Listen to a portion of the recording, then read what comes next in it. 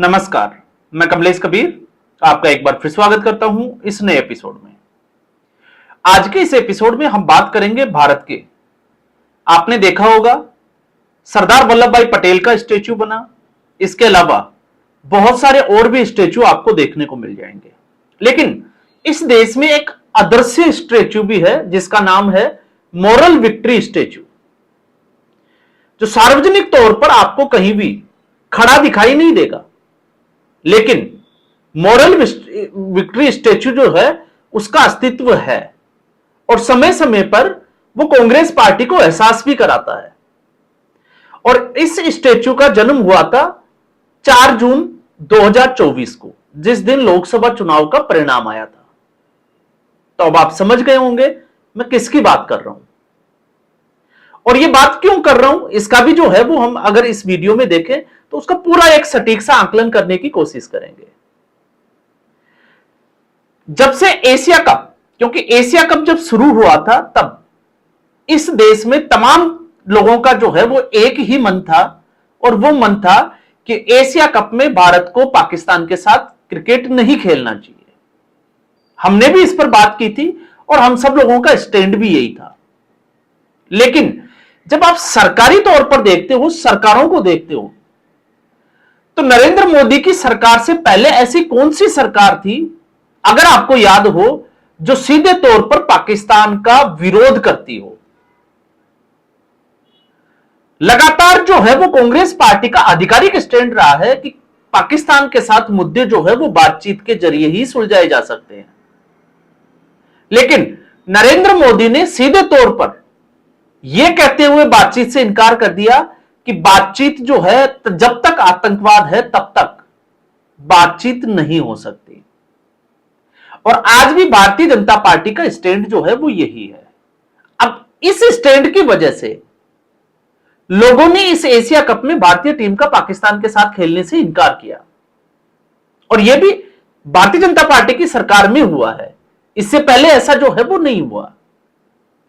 अब सवाल यह होता है कि पहलगाम अटैक के बाद जो हालात पाकिस्तान के साथ बने, तो अभी आपने देखा कि पहलगाम जो अटैक हुआ 22 अप्रैल को, जिस तरीके से आसिम मुनीर का एक बयान, उसके बाद में 26 लोगों को धर्म पूछकर हत्या कर दी गई, और उस हत्या के बाद में भारत ने बदला लेना शुरू किया, ऑपरेशन सिंदूर।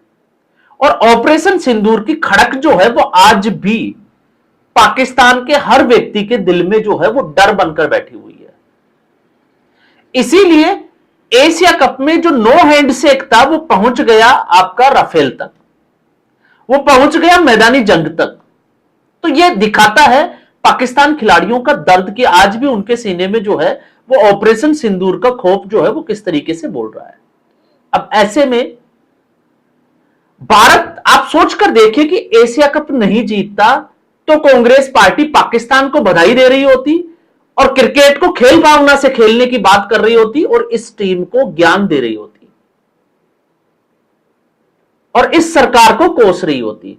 और ये 100% जो है वो मैं रियलिटी से एक दावे के साथ कह रहा हूं कि कांग्रेस पार्टी का स्टैंड जो है वो बिल्कुल उलट होता। लेकिन भारत ने एशिया कप में 3 बार पाकिस्तान को नाको चने चबा दिए।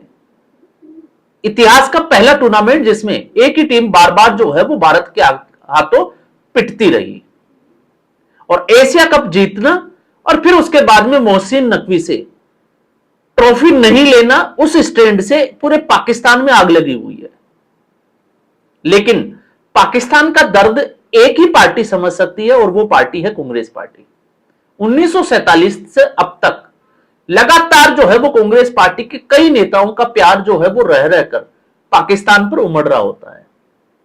अब ऐसी स्थिति में सुप्रिया श्रीनेत ने जो बयान दिया, जो ट्वीट किया, वो ट्वीट भी बड़ा जो है वो अपने आप में एक रहस्यमयी ट्वीट, जिसने भी मैच देखा और जिसने भारत को बधाई दी एशिया कप जीतने की, उन सब के ऊपर लानत है।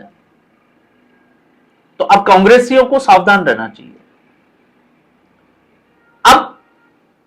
अब मैं आधिकारिक डेटा तो मेरे पास नहीं है, वरना डेटा भी जो है वो उपलब्ध हो जाता है कि उस दिन कितने लोगों ने मैच देखा। और मुझे लगता है सुप्रिया सिन्नेत ने भी देखा होगा, क्योंकि कांग्रेस पार्टी की आईटीसीएल की हेड है। तो सीधे तौर पर मैं कह सकता हूं कि भारत के जब 20 पर 3 विकेट हुए होंगे तो सुप्रिया सिन्नेत अगर सो भी रही होगी तो उनके पास कॉल आ गया होगा कि मैडम जी उठो, भारत हार रहा है, अब हम जो है वो ग्राफिक्स पे थोड़ा सा काम कर लेते हैं। और सुप्रिया सिन्नेत ने किया होगा। लेकिन तिलक वर्मा ने कांग्रेस पार्टी के इरादों पर, पाकिस्तान के इरादों पर तो पानी फेर ही दिया, कांग्रेस पार्टी के इरादों पर भी पानी फेर दिया।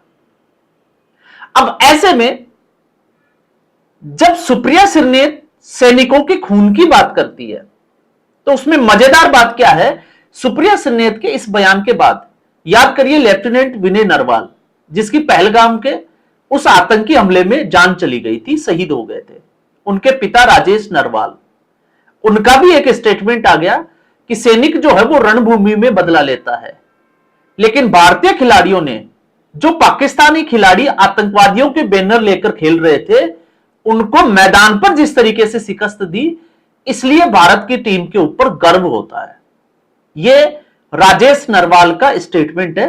आप जाके जो है वो गूगल पर सर्च करिए, आपको ये हर जगह जो है वो मिल जाएगा, सोशल मीडिया के हर प्लेटफॉर्म के ऊपर। लेकिन कांग्रेस पार्टी तो कांग्रेस पार्टी है। अब सवाल यह होता है कि खेलना चाहिए था या नहीं खेलना चाहिए था। तो पहली चीज मेरे हिसाब से, क्योंकि ये बायलैटरल सीरीज नहीं थी, ये आप देखोगे तो एक टूर्नामेंट था जिसमें पाकिस्तान के अलावा भी बहुत सारी टीमें थी।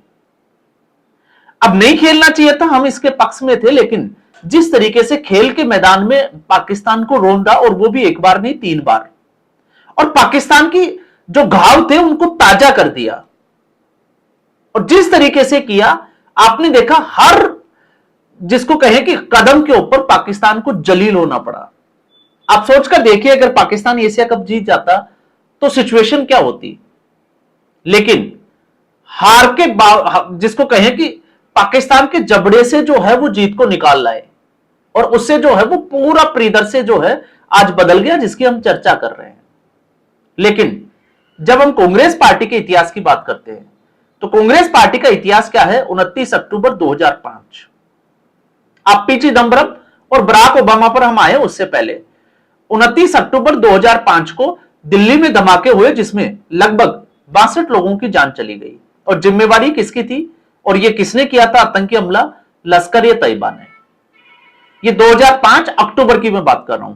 और जनवरी 2006 में कांग्रेस पार्टी की सरकार ने पाकिस्तान के साथ मैच खेलने के लिए इस तरीके से बहिष्कार किया कि बीसीसीआई को यह मैसेज देने के लिए पीसीबी के पास भेज दिया, और ओडीआई सीरीज हो गई पाकिस्तान में।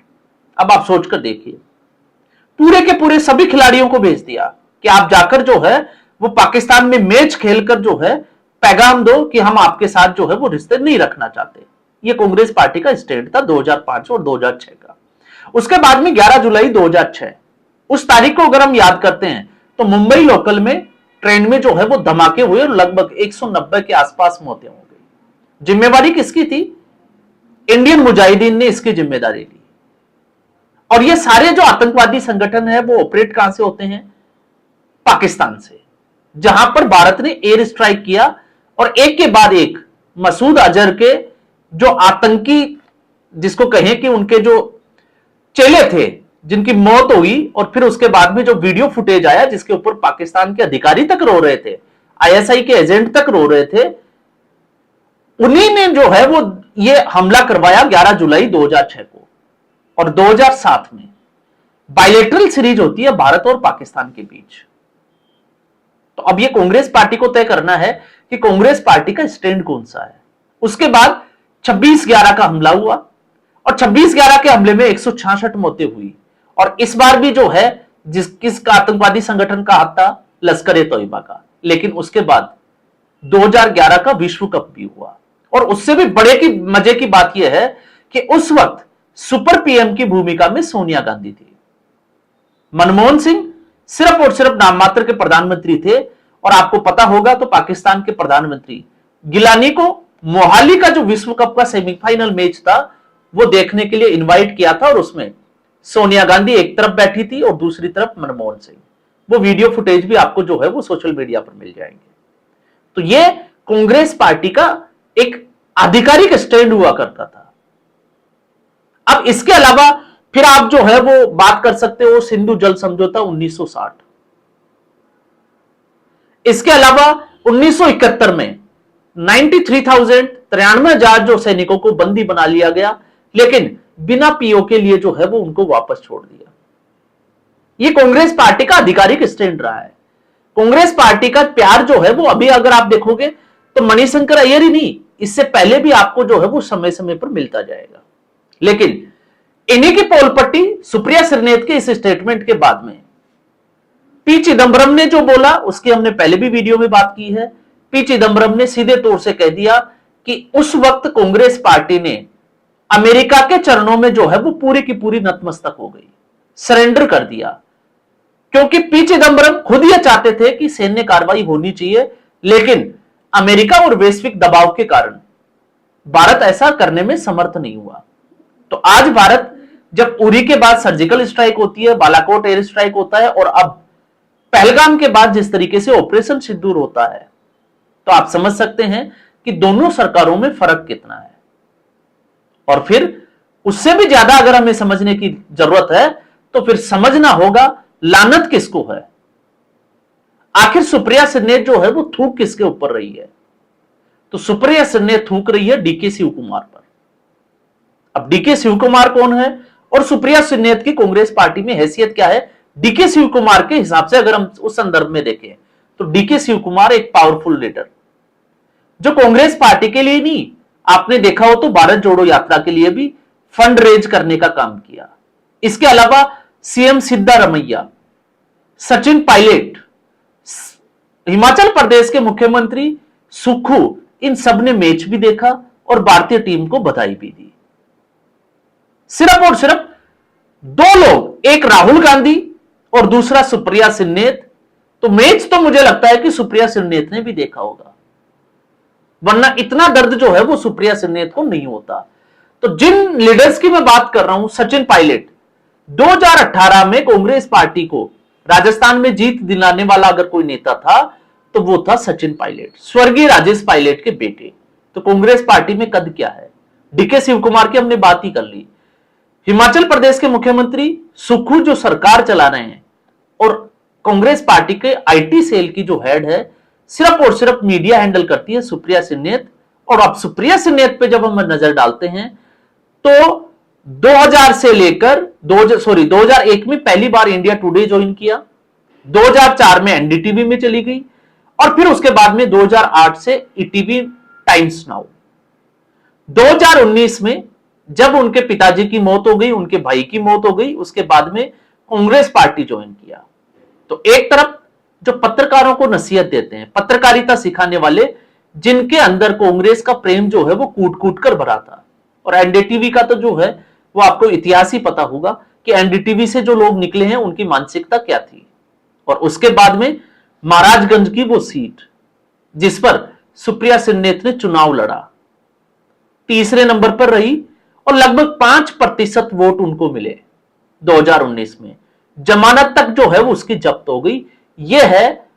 लेकिन 5% वोट से भी जो है वो आप कह सकते हो कि मोरल विक्ट्री तो मोरल विक्ट्री होती है। और उसके बाद 2022 में कांग्रेस पार्टी ने एक बड़ा दाव खेला सुप्रिया श्रीनेत पर, और वो दाव ये था कि इस सुप्रिया श्रीनेत को स्टार प्रचारक बनाया उत्तर प्रदेश के चुनाव में। और उत्तर प्रदेश के उन्हीं चुनावों में स्टार प्रचारकों की वजह से कांग्रेस पार्टी को 2% का लोकप्रिय वोट मिला। अब आप सोचकर देखिए, सिर्फ 2% वोट से है और उसके बाद में आईटी सेल की हेड।